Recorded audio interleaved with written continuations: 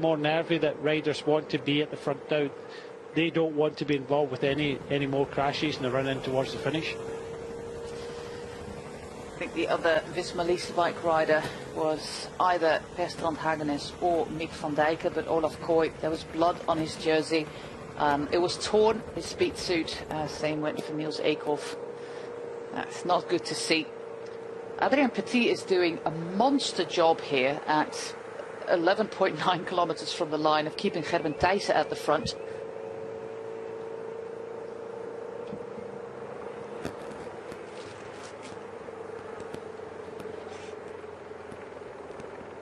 Yeah, some riders are coming back now, Brian, from that crash, as you can see.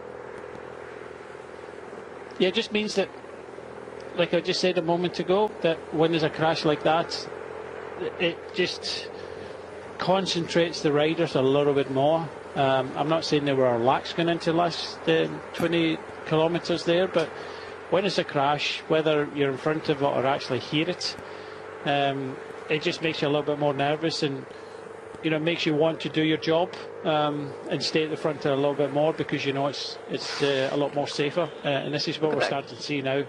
That crashing is really kind of motivated riders now to concentrate on the job that they need to do. So Van Dille in the cars here. He's another rider that is involved, and he's another rider that's very important for Alpecin Deceuninck.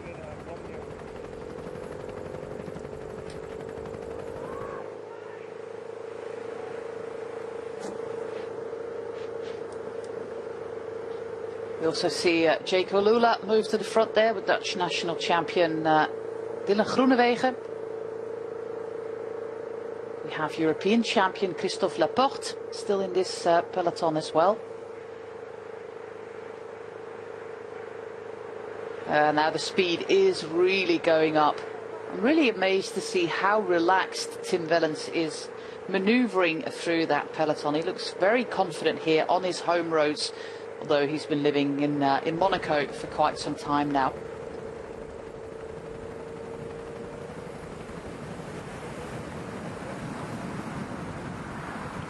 We haven't mentioned Groupama FDG just yet. They were supposed to race with Sam Watson here, but he's not recovered from a crash that he had. So they're racing here with Paul Penouet, the man from Brittany.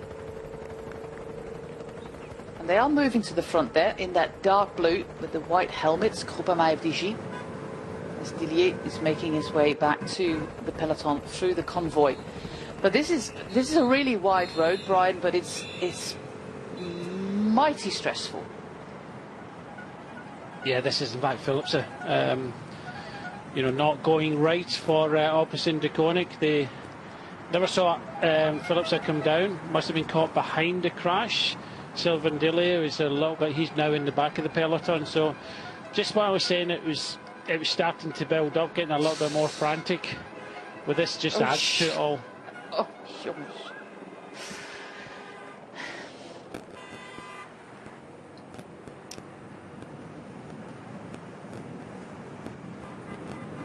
we had Oliver Nase there. Ooh, hop and off. Can't do that. You see the wave of the rider behind him. You can't do that. Remember that guy in the Tour of Flanders who kind of bowled over the half of the peloton by doing this move? This is something that the commissaires will have seen. I can assure you that. You've seen them doing further down. The thing is, there has to be consistency here. If they DQ the rider from Lotto just in there, they have to DQ the other riders that are doing it just behind. And you know, such is the rules now. But unfortunately, you know, that's the case. It has to be. So Florian Vermeer's just moving up to the left-hand side, jumping onto the front to get good position. But there was other riders just behind him doing exactly the same thing. You know, that's why they're bringing out the kind of yellow card situation. That is something that you will have to explain in the next stage, because I read something about it, but I'm not really up to date with it. But now with 8 kilometers to go, we're not going to get into that discussion. We are approaching the finish line as we start to race through the town of Bielze. Jonas Rickaert currently bringing back Jasper Philipsen. Of course, the Alpecin de Koning train is always notoriously late, but then arrives just in time at the front of the bunch. But this is the kind of effort that you just do not want to do. Didier is waiting there at the back of the peloton as well. So Olaf Kooi, he will not be sprinting. They have a backup plan with Christophe Laporte, man who was on the podium at the Paris Olympics, bronze medal winner. But this is taking a lot of effort getting through that peloton all the way to the front right now. Yeah, if you can remember the last stage of the Giro d'Italia with Filippo Ganna, the adrenaline rush he got from that, having that puncture. They just have to manage this. He's very capable of sprinting well here. There's still 6.9 kilometres to go. It's how you manage the effort of the team getting back to the front. Of course, it does take, you know, one or two riders out the equation, so they'll have less riders. But, you know, we've seen Philipsen is very capable of, you know, getting up in these sprints. But yeah, it's just getting a little bit more kind of dangerous now, and I hope we don't see any other incidents. I was really looking forward to seeing what Olaf Kooi could do here, but yeah, it does look as if the Sylvain Dillier is the man taking them all the way up to the front as best as possible. Yeah, I jokingly always say out of the 35 wins that Olaf Kooi has as a professional, I commentated on none of them, and that's also not going to happen today, sadly. 35 wins, and I have commentated on none of these wins. That must be statistically unlikely. Back to the front here. Well, they are ambitious here with Ilia Viviani. You can see him there in third position for the Ineos Grenadiers. At the front there with Pujo. There is Jasper Philipsen now making his way up to the front now next to Alberto Bettiol. 5.8 kilometers to go. We have a slight little gradient in the finale, and we have that turn, Brian, in the final kilometer, but it's wide roads. But I think after that corner you will need two riders in front of you still? Yeah, I think so. I think it's not a game changer, that corner with just under 1 kilometre to go, but I think it will have a reference, because if you can come round there, a couple of riders in front of you, string things out, because it will naturally string itself out there, and with this like an uphill to the finish, the riders already know this finish, they've been through it. So yeah, it's just always the same. First stage, first sprint, no one knows, there's no kind of hierarchy. Of course, you know, there's wins in paper, and Jasper Philipsen is arguably, you know, the best sprinter that we've got here, but equalled by Beniam Girmay in the Tour de France this year. So, you know, let the battle commence, and it will be a battle. Yeah, I also rate the chances of Dylan Groenewegen today. Arnaud Delis will be very eager to show that jersey, but 4.5 kilometers already at the front right now. Mathieu van der Poel, of course, is not going to be involved in this sprint. Or I say, of course, normally he might be. Could that be that something that Philipsen has said? Like, okay, just leave it. I'm not good enough to go for the sprint. Don't take the effort? Because normally we would expect Mathieu van der Poel to be there.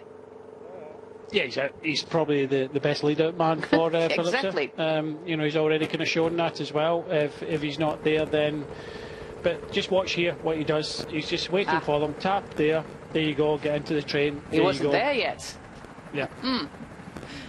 Okay, get onto the train. Laporte gets himself a place on that train as well. But now they have to go all the way on the outside. But this is what we've seen them doing before. They usually leave it quite late, the Alpecin de Koning train.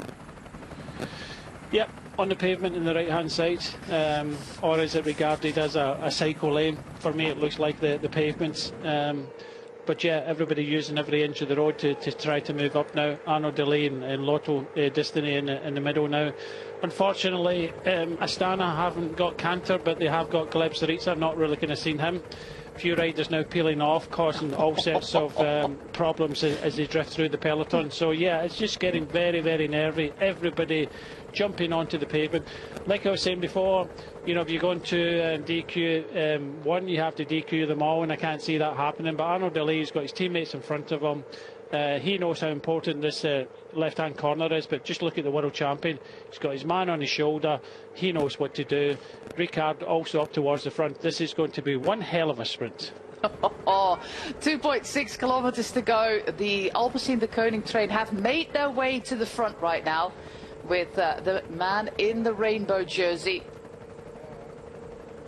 The other Alpecin, the Koning rider now getting to the front over the pavement. That is remarkable. There's a little bit of shoulder barging there with Cedric Beulens of the Lotto Destiny team trying to tow Arnaud Delis to the front. We have on the left-hand side Dylan Groenewegen, who is now completely without his sprint train.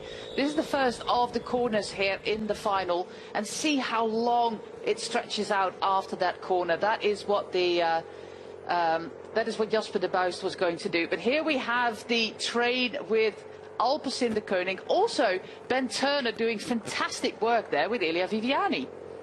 Yeah, still there, isn't he? He's very good at the position of Viviani. He'll just pop onto the wheel. But a lot of these lead-out trains losing their lead-outs very, very quickly now. So limited lead-outs left for a lot of the top riders now. And Dylan Groenewegen has been brought right towards the front. One of his teammates comes round the outside there because they realise he's only got one rider in front of him. And I think, as we're trying to explain, you need possibly two riders in front of you. Arnaud Delis, the Belgian champion, easy to spot, following the world champion of Mathieu van der Poel. All about this left-hand corner with 1 kilometre to go. Good position required there. Yeah, we see that Jaco Alula have moved to the front with Dylan Groenewegen. We still have Ben Turner doing fantastic work with Elia Viviani. Milan Fritten is moving to the front there for Cofidis. Jasper Stuyven has brought Jonathan Milan. Arnaud Delis, the Belgian national champion, is still up there. It's a bit like intervalling. This is Andrea Pasqualon for the Bahrain victorious team, quite possibly now sprinting with Nikias Arndt as their man, maybe the man from Croatia, Dusan Rajovic. But Mathieu van der Poel is looking absolutely cool as a cucumber there with Jasper Philips on his wheel. This is that final corner. It's almost a 180-degree turn going into that final kilometre. Now it stretches out completely. Mathieu van der Poel there in 4th position. Laporte is also still up there. They are moving up now with Biniam Girmay, with Mike Teunissen there on the wheel of Mathieu van der Poel. I don't see Gerben Thijs anymore, but I do see Biniam Girmay there moving onto the wheel of that Alpecin, the Koning train. Jonathan Milan still there for Lidl Track. Now the final lead out. This is Jacob, so we're not going to see him in the sprint. He was involved in an earlier crash. But this is the final lead out for Jaco Alula. Look what Lidl Track do on the right-hand side of the corner with Jonathan Milan, who's going on the wheel of Mathieu van der Poel. On the wheel of Milan, we have, of course, Jasper Philips. I think Milan Fritten must be the man from Cofidis. And then Nikias Arndt for Bahrain victorious. But another monster lead out there for Mathieu van der Poel. Jonathan Milan with the long sprint. Jonathan Milan. Jasper Philipsen is still. Jonathan Milan. Can Philipsen still match him? It's still Jonathan Milan. Jasper Philipsen is coming. Milan Fritten is coming, but it looks like Milan keeps it. Oh! Big crash there with Dylan Groenewegen and Tim Merlier. Oof. Oof. What were they doing there? But yeah, what a win by Milan there. We were talking about it. He came into this race full of confidence. And I really do think that Philipsen made an error there. When Mathieu van der Poel went there, he let Milan on the wheel. If he'd have kept on the wheel, it might have been a different matter in that sprint there. But, you know, neck to neck in the last kind of, what, 100, 150 metres there? Oh, no, Milan was winning that all day long. And you can see how much an effort he did go from distance. Phillips, I thought he had the right wheel. We did have the right wheel, just didn't have the legs to go over the top there. But I have to say that